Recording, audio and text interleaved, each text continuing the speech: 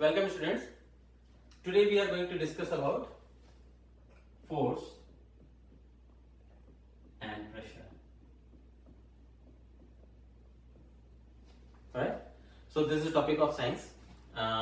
We'll discuss about force today. If you are able to cover the pressure, we will see. Otherwise I will cover pressure in the next lecture. Now force and pressure. Force is a vector quantity and pressure is a scalar quantity. Now we have discussed what is a vector and what is a scalar quantity. We will talk about the definition of scalar and vector quantity in a separate lecture. But just to recap, a vector quantity is something that has magnitude and direction, and scalar quantity is something that has only magnitude. Direction is not important. So for force, magnitude and direction both is important, right? What is force? So force is a push or a pull that is applied to an object, right? A simple definition is a push or pull applied to an object. Let's say you have, right? So you have a box, right? And the force is a push or pull applied to this box, right? And this box, this object, usually moves in the direction of the applied force. Let's say there's a man here, right? And then this man is pushing the box. So this box will move in the direction of the applied force, in the direction that the force is being applied, right? So what does a force and the force and the magnitude of the force can affect? So let's talk about the effects, right, of force.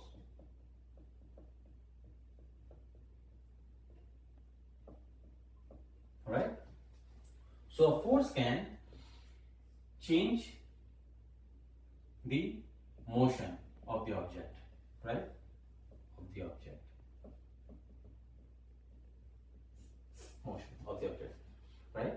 So motion meaning if the object is at rest, applied force can make it move. And if the object is moving, the applied force can make it stop, right? It can change the speed of, change direction, change shape. So let's take an example of a soccer player, right? So let's say a player is playing a soccer and it is trying to kick the ball, right? So the ball is at rest and the player kicks the ball.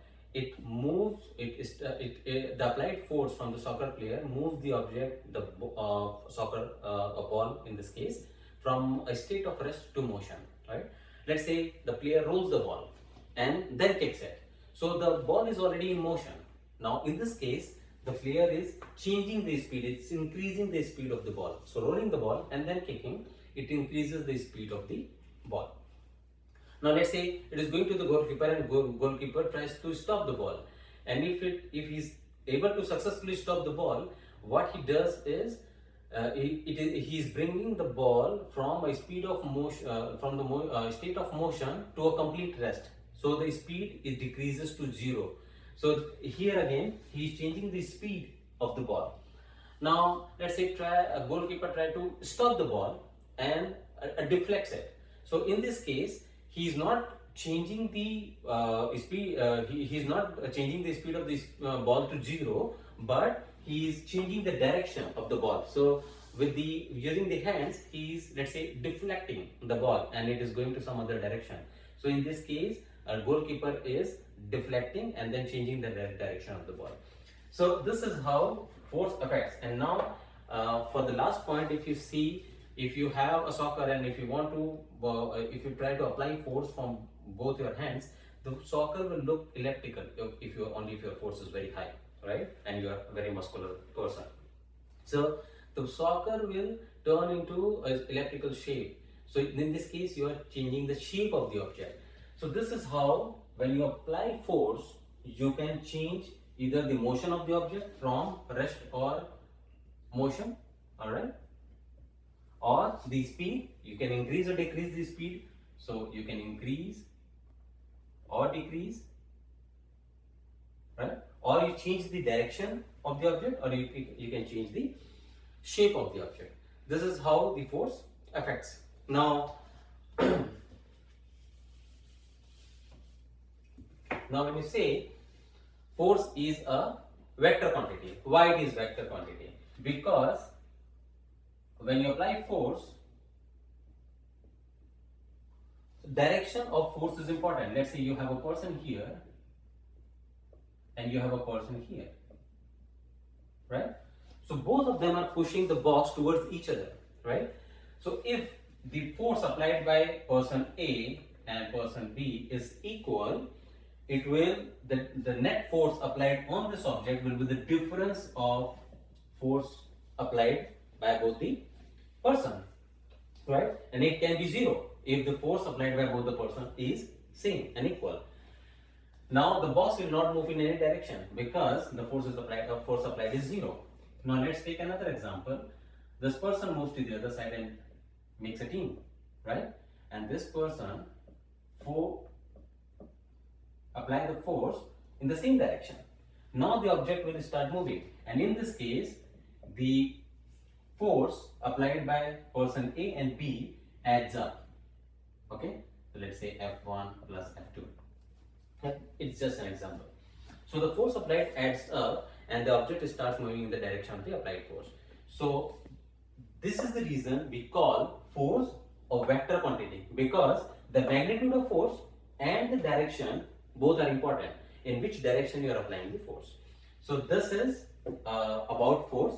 Now let's talk about the types of forces. All right. So there are two major types of forces. One is contact force, another one is non-contact. Right? So what is the contact force? When the object and the person who is applying the force are in contact with each other. So one example is muscular force. Another one is friction. Alright, I will explain these two.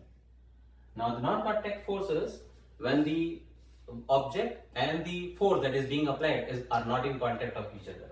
So the examples are magnetic force, electrostatic force,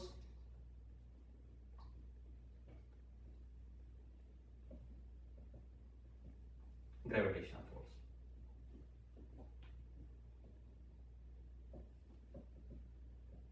Alright, now let's talk about these forces in brief. So the example that we have seen about a person trying to move the object, right? So the person and the object are in contact of each other, that is the muscular force. Now let's take an example. You are kicking a ball and the ball is rolling on the ground. After some time you will see that the ball eventually stops, right? It doesn't stay in the state of motion continuously or endlessly. So it comes to a state of rest. What is that force that is applied to bring that object to rest, or a soccer ball to rest, is friction, right? So friction is because of the contact of the soccer ball and the ground. So though that force is in contact, like because of the contact between the ground and the soccer ball. So that is a contact force or friction force. Now the non-contact force, magnetic force. Let's say you have two magnets, right? So when you bring the north pole of both the magnets together, like poles, whether the north pole or the south pole. So when you bring like poles of both the magnet together, they will try to repel each other. And if you bring the unlike pole of the magnet together, they will try to attract, but without being in contact. So this is the one example of non-contact force. Now electrostatic force. Let's say you have a comb, right, or a plastic, and if you rub that in your body or on your hair, and you have a small pieces of paper cut, right, and if you spread it across the table, and then you try to bring the comb to closer to the small pieces, it will attract. The force that has been generated by rubbing of comb in your body, on your body or the hair, is called this electrostatic force, and that force doesn't need a contact to attract anything that is nearby. A smaller object, the object should not have a very high mass. That's why I mentioned that, okay, small cut pieces of paper that you can use to try this experiment. This is an example of a non-contact electrostatic force. Now the last force kind of force is gravitational force. Let's say you have a soccer ball and you drop the ball. So the ball tries to reach the ground. It falls or follow a downward movement. That force is called gravitational force. That is the force that is applied by Earth that attracts any object that is in the air and it is dropped. So gravitational force is not it's not a quality of Earth. It's all the objects that try to apply force on the object. So all the bodies around, all the things that try to apply force on the object, and then if the object's force if the applied force is greater than what is the gravitational force, the object follows the downward direction. So I can explain the gravitational force in the future lectures as well. So this is what all the kind of forces are, what are the effects of forces, why force is a vector quantity, what is the definition of force. We'll cover pressure in the next lecture and the correlation between or the connection between force and pressure. Thank you.